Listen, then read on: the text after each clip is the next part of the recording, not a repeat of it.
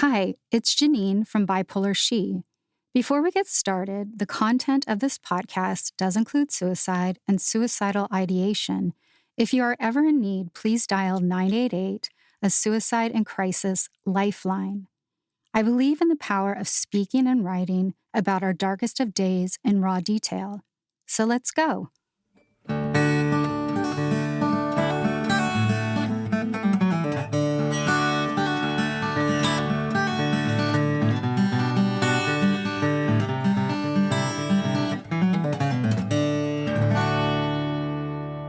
In this episode, I sit down with the fellow writer, Susan. We talk about her near-death experience, eating disorder, and a shift in one's perspective, and the will to make it through. Hey, Susan, Uh, how are you this morning? I'm great. It's good to see you. You too. Thank you for coming on the show. You're so welcome. I'm so excited you're doing this show. It's great. So I'm very curious. You had an accident when you were young, and maybe we can start there. When I was 13 years old, which was way back in 1976, I fell through a glass shower door and I had very deep, serious lacerations. My left arm, my leg, my back, where my left arm was pretty much severed. They reattached it though later. And there was a lot of blood and a lot of drama. And I had a near death experience. I lost so much blood and I was sort of yanked out of my body and watched the whole scene from above. And it wasn't a near death experience, was not really a concept I was familiar with. And so what's really cool about it to me was how fresh the experience was. I had no knowledge of these sort of things. So I had the experience and then I watched everything that was happening and then I came back into my body when I decided that I wanted to live. And then I just wouldn't shut up about it and just kept telling everybody what just happened to me, which was a very positive experience. I look back now as a 61-year-old and I see how that near death experience really shaped my life, including the actual experience of floating above and having all the good stuff that happens when you feel like you're cared for and you're comforted. And it was a wonderful, beautiful experience, but also coming back into my body. I never really felt any pain, but I have scars all over my body. And when you're 13, that's a big deal. And, but I've, grown used to them. So you could say it was a traumatic experience, although I never felt traumatized by it. Did your experience fit those examples that we hear about the white light and deciding where to go? I did not have a white light. I think some of those things might be religious. And I grew up in a Reformed Jewish household. I didn't have any religious symbolism happen during the near death experience, which I think a lot of people do. But the feeling of euphoria, the feeling of not having pain, the feeling of everything is beautiful is a pretty common experience people have. Not everybody. Some people are terrified. Some people don't understand what's going on. But for some reason, I felt very much cared for and it felt very positive, and I could see myself and not feel any pain. And sort of, I was making sense of the accident with the beings or whoever I was with when I was floating. I have no idea. I'm not a God person, so I don't exactly know who was communicating with me, but some sorts of souls or spirits were communicating with me and telling me the facts. Like, I would ask questions like, am I going to summer camp? And they're like, we're not sure. Am I going to have an arm? Not sure. If I go back, will I, live? Again, not sure. But there were a bunch of like different answers, but I was okay with everything they were telling me. And then they said, it's up to you. You make this decision. You can stay here with us and it'll be fine, or you can go back in your body. But they did make me a promise. And they said, if you go back into your body, nothing physically bad will ever happen to you again. And I remember that so clearly. And I thought, well, I got nothing to lose. So I went back into my body, which was a jarring, shocking experience to be physically in a body again. I started to feel the pressure of gravity and the weight sort of the world on me when I went back into my body from that floaty space. So it was a long summer of, surgeries and healing and recovery. I was in a wheelchair. I had paralyzed arm and leg and like all sorts of stuff, but everything has come back. So I just felt the presence of these beings saying, "You're going to be okay." And that has just stayed with me my whole life. You mentioned maturing early and getting a lot of attention. So, did you have scars on your body at the same time that men started giving you all this attention? Yeah, but the scars never really stopped me from anything. The scars are on my limbs. I don't have any scars on my face or my torso. I have scars on my back, but the rest are on my limbs. And yeah, I had breasts and hips early on. I was tall, I was about 5'7", 5'8" when I was like 14 years old. So the body just had a lot of attention from the accident. And then I started to look very womanly. And back in the 70s, I guess it continued for a long time, but men were just, I don't think they cared how old you were or if you were their daughter's girlfriend, sleeping over the house. Some fathers would just hang around, linger too long at pool parties and, look at the girls. And I was one of those girls they looked at. And it was kind of creepy, but on the other hand, I liked the attention. I felt beautiful, which was probably a good thing in a way, right? Because I had a lot of scars. And most people with scars like that, a red band around my arm and like all sorts of maybe, that would have affected somebody, but I kind of welcomed the attention and and you know, that went on for a long time. But there's something about that though. You get like all that attention and you have to like figure out your boundaries even though you're a young person. And so there was some of that going on too. So, the body was an issue, though, for you. And ultimately, you had some mental health issues. Yeah, so the body definitely became sort of central. And I would say because I was tall and I was larger, that guess there were different ways that I would use my body where I could get attention if I wanted to. I'm thinking back to like junior high and high school where I felt powerful because I could pretty much, get any guy I wanted, had older boyfriends. I started having sex when I was 17 and like I didn't stop for decades. Once I started having sex, I felt very good about my body on the one hand, but on another hand, there was this like, oh my God, I'm heavier than everybody else. I should try to lose weight. And just looking at what other people around me were doing totally influenced, of course, this is before Instagram and so on, but influenced by magazines. I subscribed to everything Vogue magazine, Glamour, Cosmo. This was the age of the supermodel. Cindy Crawford and Cheryl Tiegs. We knew all of the models and we all wanted to look like them. And somewhere along the line, the idea of vomiting and bulimia came into the picture. I know I remember being introduced to the idea really the first time watching a program on PBS, which other people might have this experience as well. They did the Greek drama Caligula, and they showed that everybody having all this bacchanalia and eating and drinking.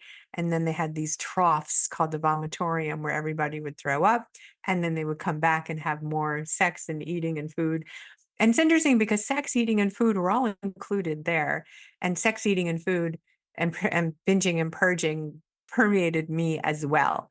That all there was really no separation of I guess it was kind of a hedonism, but then, it caused problems down the line. So, you write about a time in college that was particularly difficult for you. Would you mind speaking about that?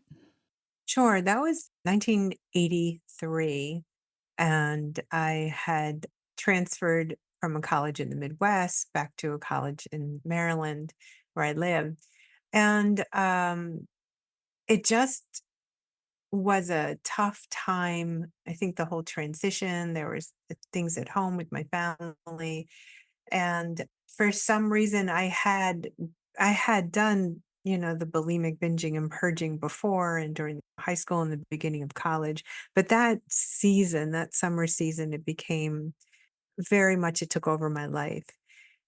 I was seeing a therapist for bulimia, and I was seeing a weight loss doctor at the same time, and I was binging and purging nearly every day that summer.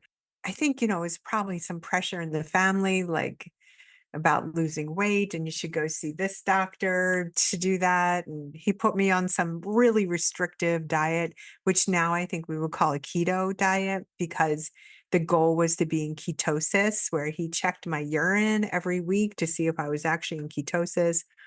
And and then I had the therapist that I was talking to about all this, and that was insane. That was absolutely crazy pressure on a young person, transferring to a new college who has issues with food already. And to be like restricted and tested, and then talking to another doctor and just feeling like shit all the time. That was bad. And of course, when the second I would leave the keto doctor, why I had been starving myself for 2 days, so I'd be in ketosis before he waved a little wand in my urine, then I would go hit the highway and stop at every fast food joint and, buy all this food and then, go home and, throw up, and then lie about it to the therapist. And then there was also a time of a lot of sex. Um in the early '80s, this was, AIDS was we didn't have a name for AIDS yet, and a lot of people that I know were just having a lot of sex, and I was one of those people. And so somehow the binging and the purging and the sex all seem to merge, and it's kind of blurry, and if I hadn't written stuff down at the time, I probably would have no memory of any of this. So, did the sex feel like an addiction at that point? I've never thought about sex as an addiction. When I think about addiction, I think about people uh doing things maybe like drugs or alcohol or shopping, and after a while it doesn't feel good anymore. Like you just keep doing it to get that hit. And I always loved sex, and I never had a problem not loving sex. So I just enjoyed it. I have to say the whole thing, planning a binge was like foreplay. I'm gonna go here, I'm gonna go there, I'm gonna like, the whole thing was like foreplay, and then eating all the food was like having sex, and I really kinda think that binging was kind of like an orgasm. It was just a relief. Binging and purging was like the orgasm, it was like this release, and sometimes that would be through, having sex with somebody, or it would be through actually, vomiting, but the whole thing felt very much tied together. I didn't hate any of it. It just and it continued to be an experience that I loved a lot for a long time. I loved eating any food I wanted and then just throwing it up. But at some point, later on when I realized some things that were happening, like being on a restrictive diet or restricting myself in any way caused me to have this backlash. And so I learned that I can't restrict myself, but I'm gonna have to learn my boundaries somehow. And by my early 30s, the binging and purging stopped. The sex did not stop until I got married when I was 47. But otherwise, um, at least the binging and purging stopped and my mind shifted. But people asked me how I stopped being bulimic, and I looked back on it, and I was about 32 years old, and it dawned on me it was when my father died. And there's a huge shift in my life when my dad passed away. He was only 70, I was 32. I didn't live in this country. I lived in Israel. And I had a lot of serious decisions to make after he died. And I decided to move back home. And with his death were opportunities for me as well. So I kind of matured, I guess, where I bought a house and I settled back in America. I just changed everything about what was going on. And I decided that I just had to stop dieting and thinking about food and just let it go. And so for the next several years, I just let it go. And so at some point, my weight went up to about 237 pounds was the highest I weighed then in my early 30s. And I just let it be. I just stopped thinking about it. Um, Also at that point, though, I went into a major depression and I had never been depressed before. It runs in my family. And I saw the signs coming and I got myself into therapy and I worked through it. And that was just before my dad died. And then after my dad died, I went back to therapy to get like kind of a tune up. I never went on any medication, but the talk therapy itself just really helped me through my situations. And somehow my head got screwed on a little bit better. So I did come out of that depression and I was concerned that that might come back again, especially if I became bulimic and messed up my body chemistry and so on. But it hasn't come back in all these years, so that was good. That was great. I'm very lucky. Also, one thing I want to mention though is that during this time I began meditating, and right after my father died, I went to a 10-day silent meditation retreat in England and worked in the kitchen. And being in silence and working with this beautiful food and meditating for 10 days, it began a new path for me.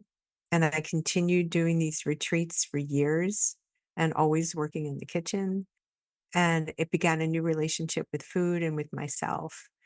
And I really attribute a lot of my healing to meditation. You have interesting words for that kind of work in the kitchen. The food reverence. I found a new reverence for food, that it wasn't something to just be like, just like stuffed in your face and consumed without paying any attention to it. It was like, this is the carrot.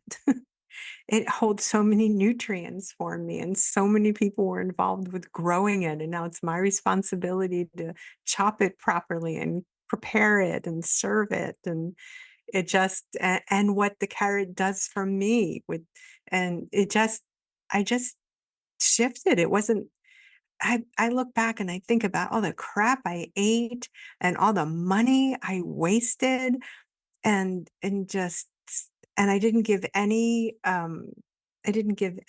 benefit to the food by doing that. And so there was a reverence that came to me while I was working in those meditation retreat center kitchens, because you're silent, you're preparing the food in silence, and it just takes on this sheen of beauty and nourishment that I didn't recognize previously. When I had the accident, I felt like I was invincible. Like nothing bad could ever happen to me again. What's the worst thing? I could die and that was fine. So like I became fearless, invincible woman. So I could do like anything. But then the anything of eating everything I wanted and having sex with everybody I wanted. And this was the 80s then, and there was cocaine and quaaludes, and there was so much stuff happening, and I did it all and I loved it all. But at a certain point I just was like, okay, that's enough of this. We have to move on to other things. And but so everything added up. Having that horrible bulimic summer, learning that the type of therapy I was having and going to weight loss places was not good for me. Sleeping with a lot of men was fine, but it didn't really get me anywhere. So just everything just started to build up. And I would say the meditation And then later in my 40s, I discovered Ayurveda, which is the ancient Indian science of health and healing, where I did an Ayurvedic cleanse. Then I got certified here and certified there and all over the place. And then I became an Ayurvedic practitioner. And now I'm an author who writes about Ayurveda and my experience with it. I through Ayurveda in my early 40s, I lost 60 pounds. And then that was it. So like that's like nearly 20 years. Like I don't have to think about this shit anymore. I just have like a really beautiful lifestyle that is anchored meditation, yoga, Ayurveda, and found the love of my life. And it's a whole big fairy tale. But it's doable, sustainable, and you can repair anything. I really feel the body and the mind are very resilient and you can shift it. So today, decades out, do you feel any uncomfortable feelings towards food? There's a lot of thinking about food and wondering, like, oh, can I really put, cream in my coffee? Or should I use, nut pods, like the non dairy creamer? Like, I'll think about things like that. And then I'll just sort of shake my head and be like, just do what you want. Just do what you want. So there's like a lot of talk in the back. Um, And like everybody, food is so emotional. In Sanskrit, there's a word rasa, and rasa means taste, and it also means emotion. And it's a word we use a lot in Ayurveda. So taste and emotion are intricately connected. A friend of mine was dying a couple months ago. She was 46 years old. Ovarian cancer is so sad. And I visited her in hospice quite a few times. And one time she was still doing well, but close to death, and, the hospice was near Trader Joe's, and I just went to Trader Joe's afterwards, and I bought ice cream and cookies and potato chips, which is something I would have done when I was binging, and I brought them all home, and I laid them out, and I said to my husband, "She's dying and I'm alive, and I just feel like I need to eat this food right now," and he's like, "Go for it." So I had like a little bit of everything. And then this is months ago. I think the chips are still in the cabinet. And so I did not deny myself and I understood why I was doing it. It really was like there's a death, but I'm alive. And eating this type of food, not all at the same time, but eating it makes me feel like I'm living and I can make these choices and I'm not going to deny myself anything. So it does, it just plays as a role, but that was good for me. That was really good for me to do that and to talk to my husband about it and to talk to you about it. So it's still like there, but it's not out of control and it's not like a secret that nobody can know. You know, I decided to have I don't know what, cheese today. I don't know what, just something that I would have thought was like bad, before. But I don't label food good and bad now. So it's there, but you just learn how to work with it. I have learned how to work with it. There was something that I learned really along the way and telling my story, telling my near death experience and talking about bulimia as well, is that I was really here to serve others. And there's a saying in Hebrew, Tikkun olam, and that's an overriding sort of mantra in Judaism. Tikkun olam means repair the world. That's like our job is to help repair the world. And I look at that through service and I look at myself through talking about these things as service, but also it was about getting over myself. There are all these people out there that need you, that need your help, that need your service. I'm such a lucky girl to have like all these options and being able to go anywhere and do anything and this sense of fearlessness. I need to go help others, help themselves. So getting a big picture, gaining perspective, I do think helps a lot. Traveling the world, seeing how other people live. Bulimia, especially, is sort of like a white privileged girl's disease, but not only.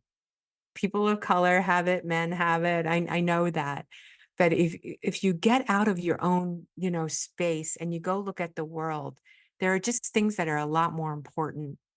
And we can take care of ourselves, but we really need to take care of others as well. And that's kind of probably the what I started learning in meditation, this notion of seva, of service, of tikkun olam. So many great, sort of spiritual traditions have this in it. It's not about self-sacrifice.